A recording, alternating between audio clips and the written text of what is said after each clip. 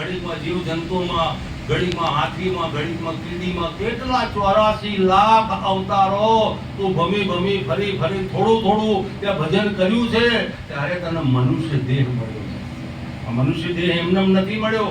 અને મનુષ્ય દેહે કોઈ જાગેલા મહાપુરુષ સદગુરુ મળી જાય તો અહો ભાગ્ય આપણું. બહુ જ્યારે પૂર્વની પુણ્ય હોય ને ત્યારે આપણને સદગુરુ મળે. ગુરુ તો બધા કંઠીઓ વાળા બહુ હોય. આ બચ્ચા बैठ जा, ला 500 रुपया कंठी बता दे, जा राम राम कर दे, तेरा भला हो जाएगा. कुछ भला नहीं होगा. अरे तेरा भला नहीं हुआ तो हमारा कैसे होगा? बस आ जगत के अंदर ये बस ये सब चल रहा है. नहीं मत भूलो, कोई महापुरुष को पूछो कि मुझे मेरा पता दो कि मैं कौन हूँ. जब तक आप आपको नहीं पहचानोगे तब तक इसका छेड़ा और जीवन मृत्यु कभी बात नहीं होगा. માટે તમે તમને સદગુરુનો પૂછીએ અને કીધું કે આત્માને ઓળખ્યા વિના રે લખ 84 તારી ભ્રમણાને ભાગ્યા વિના રે. ભ્રમણા કઈ ભ્રમણા છે? આ શરીર બધા બેઠા છે એટલે એક દાડો જન્મ તો થયો છે ને. દરેક શરીરનો, આ શરીર હોય કે આ શરીર, કોઈ પણ શરીર હોય, શરીરનો જન્મ થયો એટલે કોણ આવ્યું કે છોકરો આવ્યો કે છોકરી આવી, દીકરો આવ્યો કે દીકરી આવી, એમ જ કહીએ ને આપણે. હારો તો તમે બધા આ શરીરનો જન્મ થયો એટલે નામ લઈને આવ્યા હતા કે ભગવાનના ઘરે નામ નહોતું? ભગવાને નામ આપ્યું, શરીર આપી દીધું, પણ શરીરના ઉપર સિક્કો માર્યો કે રક્ષાબેન કે રાઘવભાઈ કે રાકેશભાઈ કે પ્રવીણભાઈ કે પ્રહલાદભાઈ. આ સિક્કો કોને માર્યો? બોઈએ. બોઈએ આવ્યા એટલે સિક્કો. બાકી આપણું કોઈ નામ હતું? હતું? કોઈ નામ લઈને આવ્યો તો આંગળીઓ ધરધરો. આ શરીરના જન્મ પછી આ નામ આપવામાં આવ્યું છે. આ નામ સાચું નથી. હવે જો આ નામ સાચું નથી તો આ શરીર ક્યાંથી સાચું હોય? જો શરીર સાચું નથી તો શરીરના માનેલા સગા સંબંધી પણ ક્યાંથી સાચા હોય? આ તો બધી મનની ઊભી કરેલી કલ્પના છે. અને આ જ મોટામાં મોટી ભ્રમણા છે કે હું શરીર છું અને શરીર મારું છે. આ જ મોટામાં મોટું અજ્ઞાન છે. ભગવાને ગીતાની અંદર કહ્યું કે હે અર્જુન, હું અને મારું બે રાખવાનું અને હું અને મારું બે કાઢવાનું. ત્યારે અર્જુને પૂછ્યું કે પ્રભુ કઈ રીતે રાખવાનું અને કઈ રીતે કાઢવાનું? ત્યારે ભગવાન કહે છે કે હું ભગવાનમાં છું અને ભગવાન મારામાં છે, એ રાખવાનું. પણ હું શરીર છું અને શરીર મારું છે, એને કાઢવાનું. શરીર આપણું છે. જો શરીર આપણું હોય તો કાયમ રહેવું જોઈએ કે નહીં? તો 100 વર્ષ પહેલાના દાદા ક્યાં ગયા? બધા 150 વર્ષ 300 વર્ષના દાદા બધા કોઈ છે? ક્યાં ગયા? બધા રાખ થઈ ગયા. અને એક દાડો આપણે રાખ થઈ જવા. અને પછી તમે અમારા ફોટા ઉપર ગમે એટલા સુખડના હાર લાઈન ચડાવશો અને ભારેમાં ભારે અગરબત્તી ફોટા આગળ કરશો તો એ ફોટો કાંઈ બોલશે નહીં. અને આ બોલ્યા ભગવાન તો કાંઈ બોલતા નથી. અને આ ભગવાન બોલે કે નહીં? આ ભગવાન બોલે અને બોલાવે, બોલે બોલાવે અને સબકટ બોલે. અને જ્યાં જોવું ત્યાં સરખો. આ કોને બનાવ્યો પવન ચરખો? એના ઘડનારાને તમે પરખો. આ શરીર કોને ઘડ્યું? કાયાનો ઘડનારો તારી કાયામાં બિરાજે.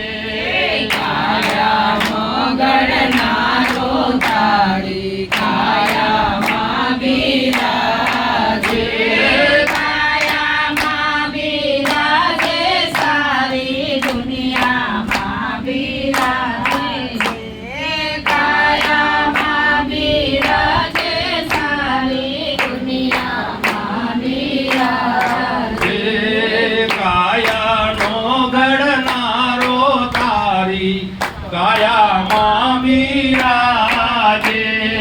કાયાનો ઘડનારો તારી કાયામાં બિરાજે.